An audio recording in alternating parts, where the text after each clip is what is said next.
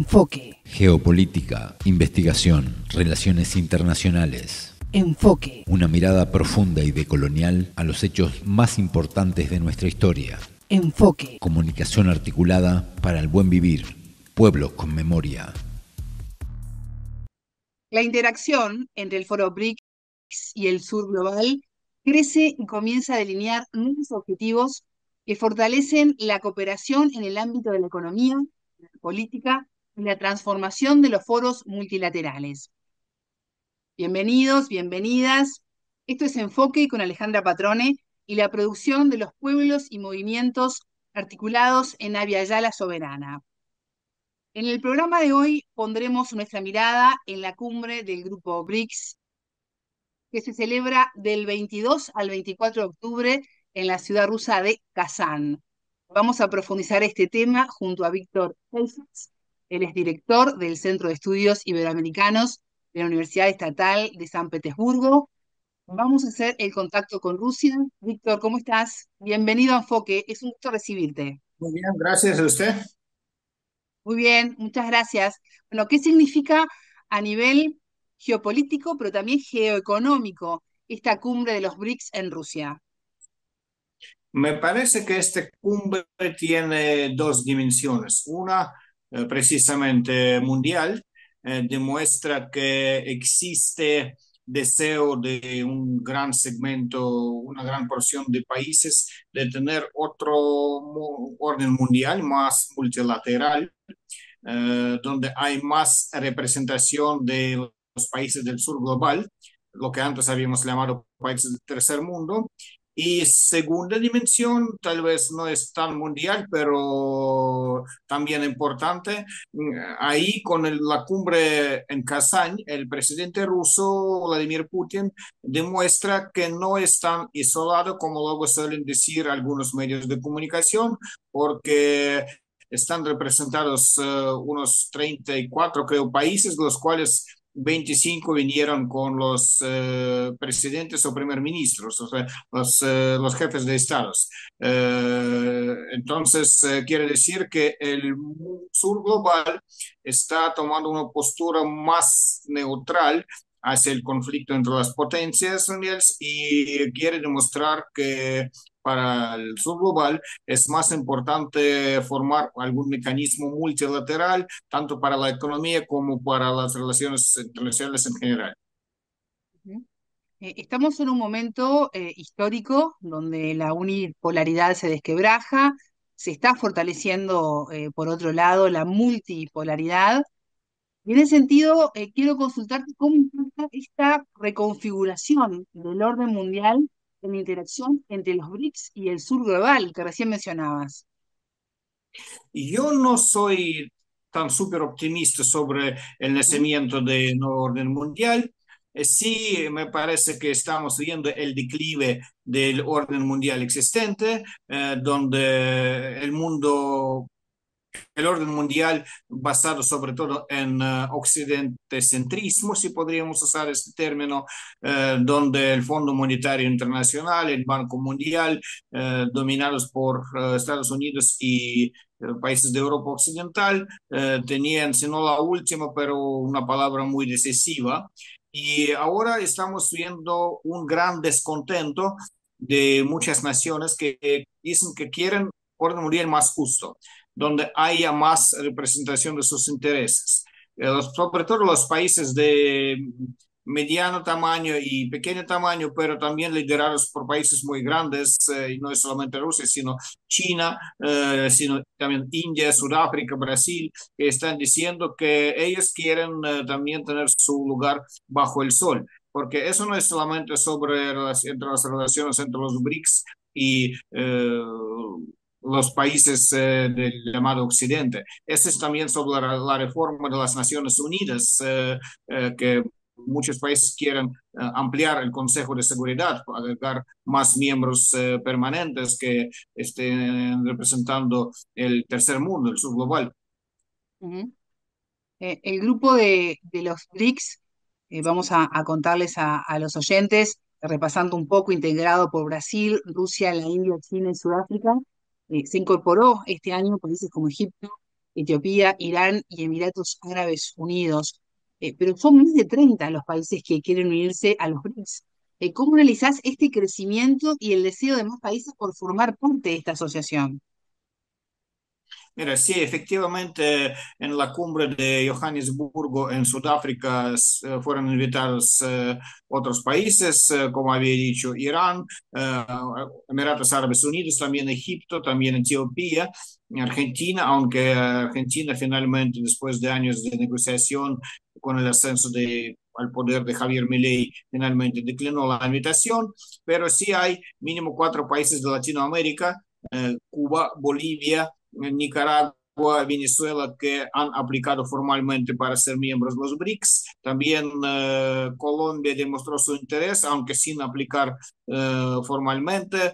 Hay países que dijeron que no piensan ser miembros de los BRICS, como México, pero sí hay, digamos, a mi parecer, una ¿Sí? postura neutral, benevolente.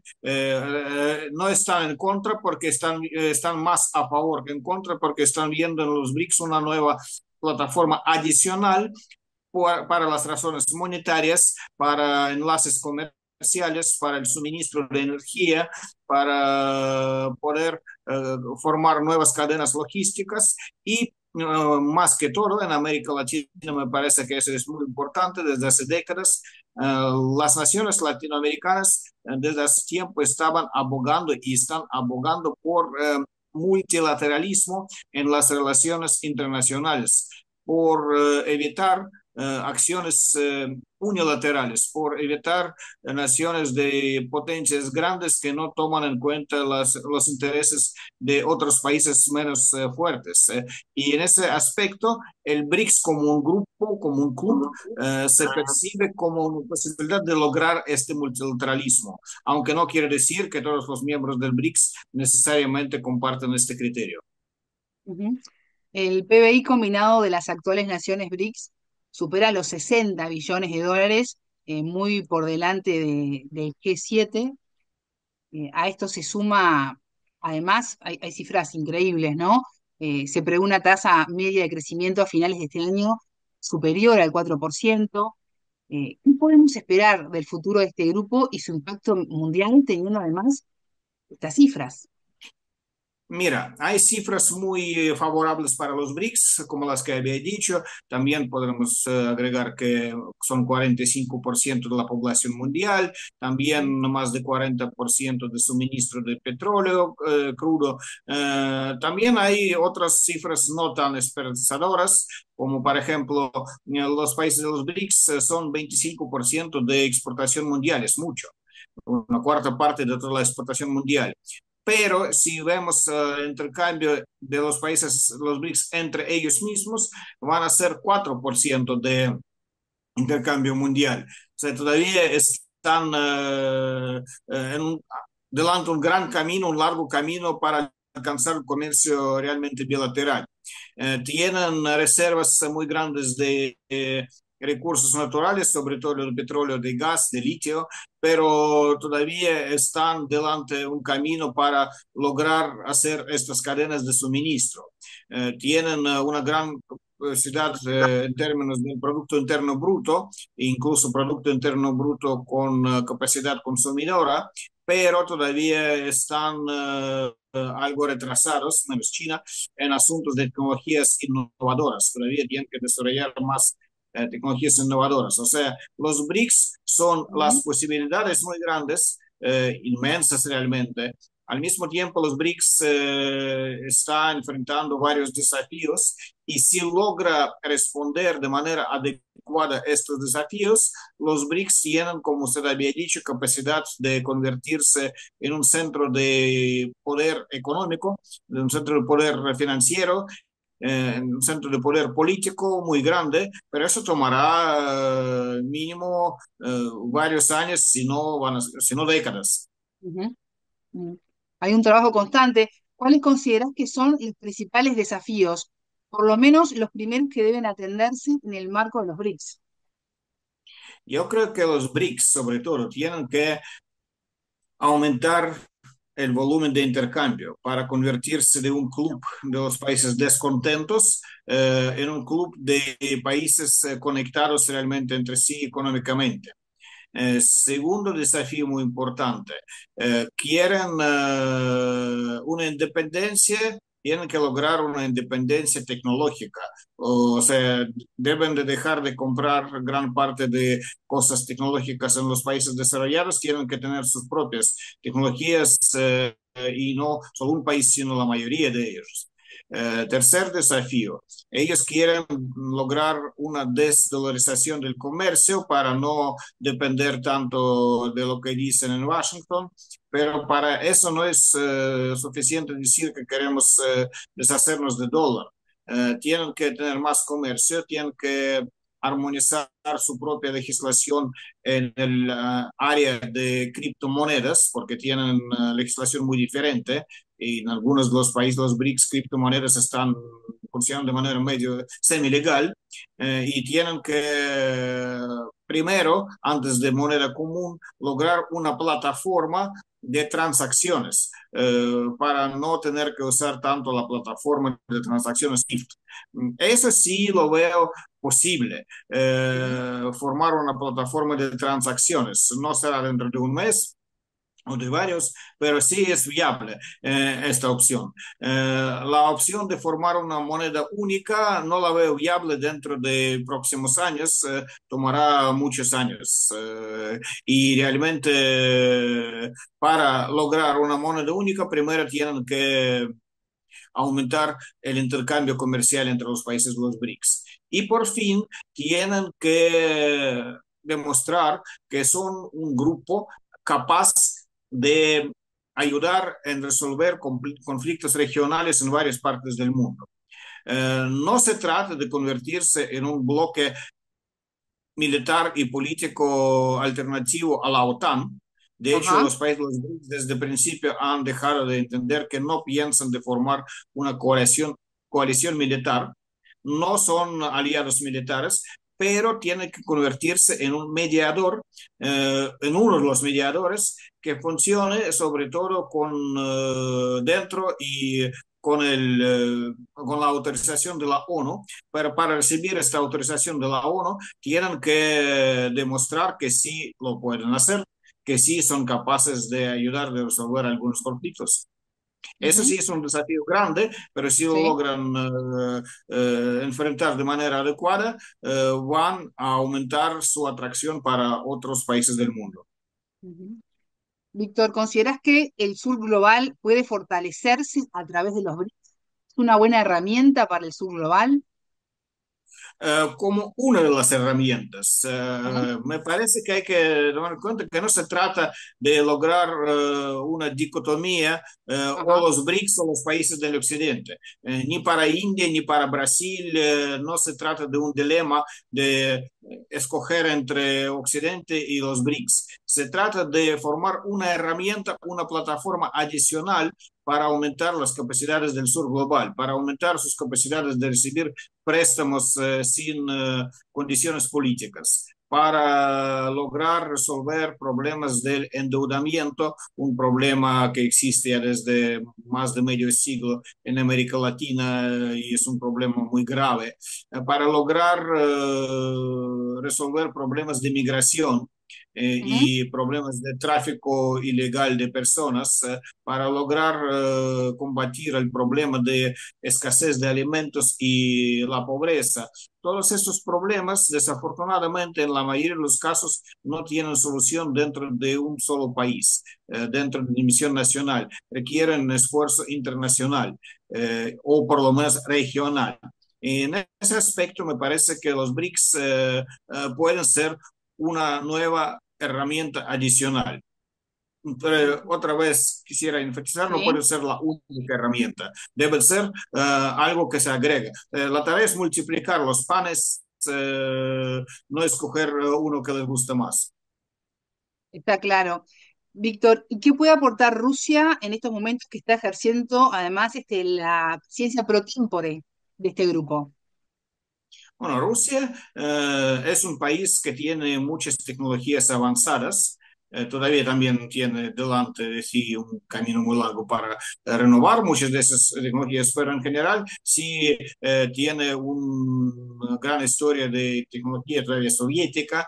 Rusia ve su tarea como ayudar a los nuevos miembros y futuros socios de los BRICS a acoplarse mejor dentro del grupo, para que el grupo sea más homogéneo, para lograr una cohesión dentro de este bloque, para que todos logren ejercer no solamente sus intereses nacionales, sino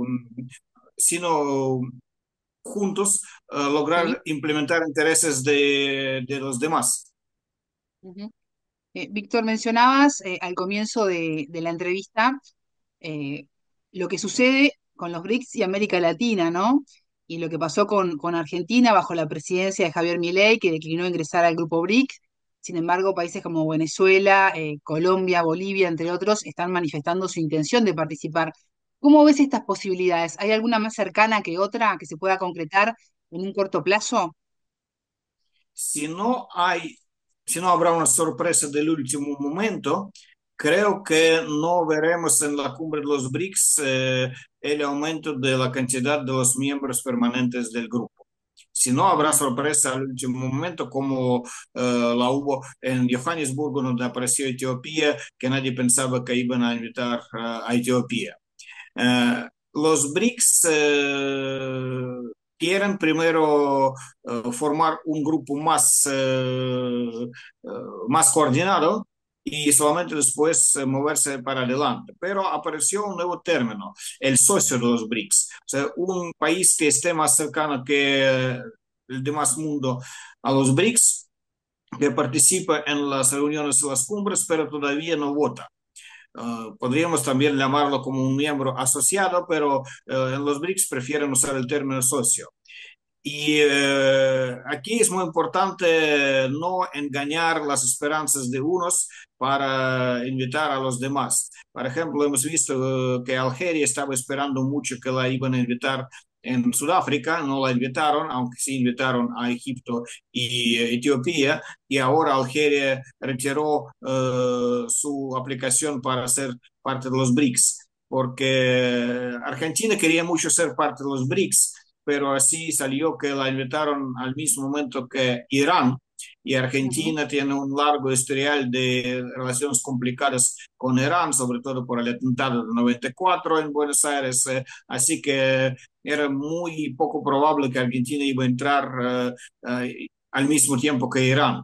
De los cuatro países que han aplicado, a mí me parece que los dos más cercanos, tal vez paradójicamente, no son los países más grandes, son Bolivia, me parece, y Sí. Cuba. Bolivia por sus recursos grandes y por saber manejar la economía. Bolivia y los países bolivarianos es tal vez el único que logró manejar muy bien la economía, justo precisamente cuando el actual mandatario Luis Arce había sido ministro de Economía.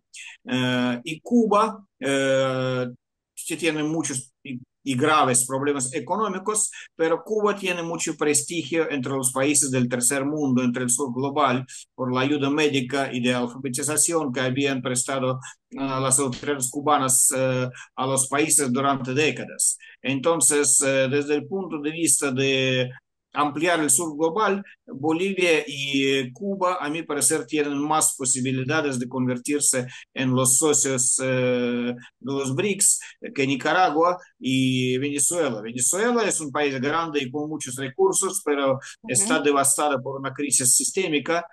Su industria petrolera ahora está requiriendo miles de millones de dólares para Sí. restablecerla. Entonces, para mí, a mi parecer es poco probable que Venezuela la van a invitar pronto a ser parte de los BRICS. Además, con el problema de las últimas elecciones en Venezuela, cuando varios países de América Latina están viendo con ciertas sospechas el resultado, a mí me parece que, por ejemplo, Brasil no va a estar empujando el asunto para que Venezuela se convierta en uno de los miembros de los BRICS. Así que habrá que primero estabilizar la situación en Venezuela. Pero Bolivia, ojalá que logre, porque es un país con desarrollo bastante dinámico. Ujú. Víctor, gran parte del mundo está marcado actualmente por las sanciones que aplica Estados Unidos, en el caso de América Latina, con una presión muy fuerte e histórica a países como Venezuela, como Cuba, como Nicaragua. Los BRICS representan casi la mitad de la población mundial. Tú decías estas cifras, ¿no? Conforman el 40% de la producción global del petróleo, alrededor del 25% de la exportación de bienes. Es un grupo muy grande. Están trabajando en crear su propio sistema internacional de pagos favorable a la mayoría global. ¿Considerás que todo esto, esa moneda única todavía lejana, pero en la cual se tiene en vistas, alejaron de alguna manera a muchos países latinoamericanos de Estados Unidos, de Occidente, y ven la posibilidad de ingresar a los BRICS para ser parte de un sistema global más justo?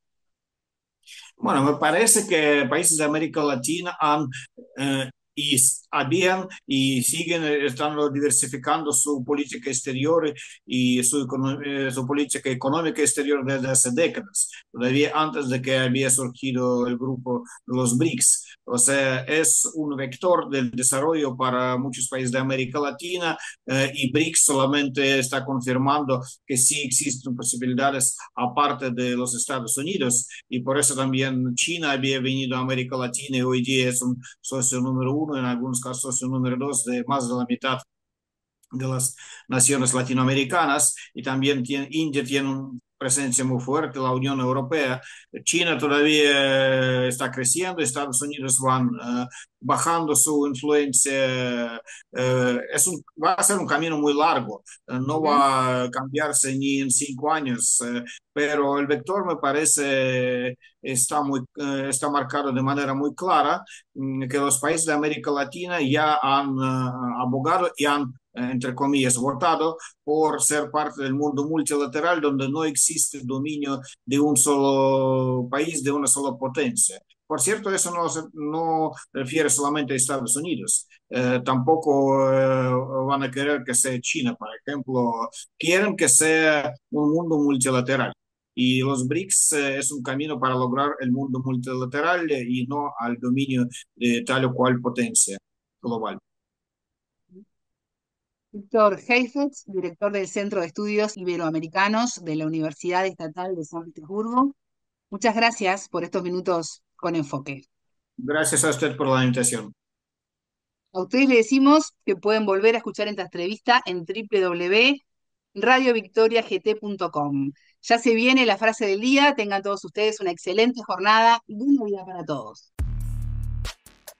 La frase del día. Ellos quieren lograr una desdolarización del comercio para no depender tanto de lo que dicen en Washington, pero para eso no es suficiente decir que queremos deshacernos del dólar. Tienen que tener más comercio, tienen que armonizar su propia legislación en el área de criptomonedas, porque tienen legislación muy diferente, y en algunos de los países, los BRICS, criptomonedas están funcionando de manera medio semi-legal, y tienen que, primero, antes de moneda común, lograr una plataforma de transacciones. Enfoque, con Alejandra Patrone y la producción de los pueblos y comunidades articulados en Abya Yala Soberana para www.radiovictoriagt.com. Transmiten Radio Dignidad de Honduras, Codecá Guatemala, Abya Yala Soberana, Minca Comunicaciones de Argentina, Rondas Campesinas de Perú y Radio Victoria de Guatemala.